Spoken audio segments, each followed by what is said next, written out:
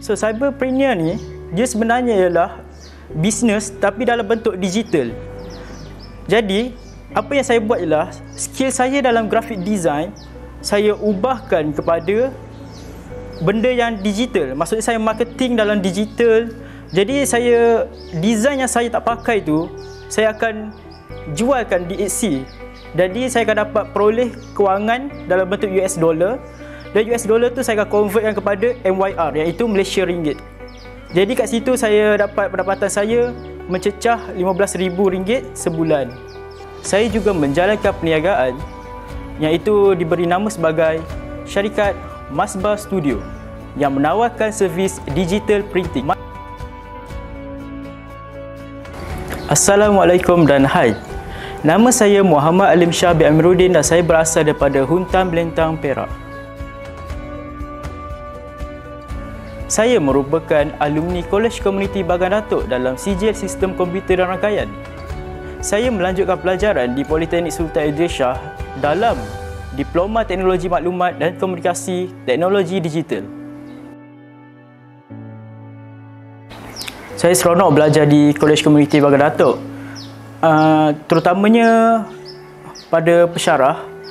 Pensyarah ni memberi bimbingan dan sokongan yang paling padat lah dekat saya. Jadi di situ saya nampak macam potensi saya tu macam makin jelas. Okey, seterusnya berkaitan dengan fasiliti di Kolej Komuniti Bagan Datuk. Saya rasa fasiliti di Kolej Komuniti Bagan Datuk ni sangat lengkap dan padat untuk saya menggunakan dan untuk menambah ilmu dalam pelajaran. Selain itu, saya juga dapat belajar cara-cara macam mana untuk repair laptop saya. Dan dari peringkat demi peringkat saya dapat selenggarakan saya punya mesin. Okey, selain itu juga saya dapat belajar tentang ilmu keusahawanan di Kolej Komuniti Bagan Datuk. Saya belajar macam mana nak buat coding dan dari situ saya macam develop saya punya satu skill baru yang itu macam buat graphic design.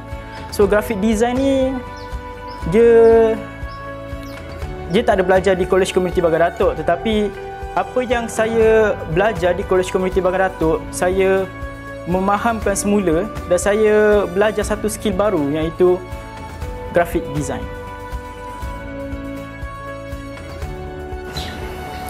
Pada semester akhir, saya melanjutkan latihan industri saya di Sofia Nina Printing selama 4 bulan sebagai graphic designer.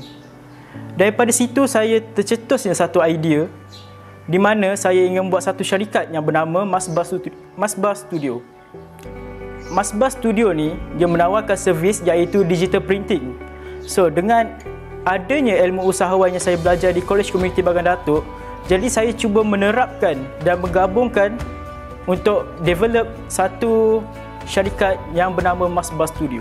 Pada awalnya saya berfikir untuk buka t-shirt printing, tapi disebabkan kekurangan modal dan kos, jadi saya mula untuk buat merchandise printing, iaitu menawarkan keychain, button badge, foto dan sebagainya dengannya lah tentang merchandise. Jadi bila saya dah ada modal sikit, saya kumpul daripada sikit-sikit. Lepas tu saya berjaya lah untuk buat satu t-shirt iaitu t-shirt carton. Okey, lepas tu saya pun dapat beli satu mesin heat press dan saya teruskan buat jual baju anime, baju kartun.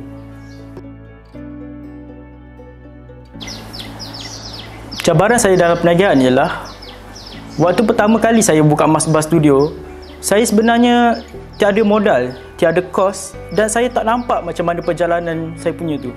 Nak cari pekerja tak boleh, nak buka kedai tak ada duit. Jadi itu adalah pemikiran entrepreneur sebenarnya. Jadi saya tutup buku entrepreneur dan saya buka satu benda baru yang dinamakan sebagai cyberpreneur. Nasihat saya kepada adik-adik yang baru nak mendaftar di Kolej Komuniti Bagan Datuk, ingatlah bahawa kesilapan tu kita perlu perbaiki dan kegagalan tak mestinya kita gagal sepanjang masa. Tetapi gagal itu adalah membentuk kita untuk berjaya. Kalau nak kata berkaitan dengan akademik, saya pun tak pandai akademik.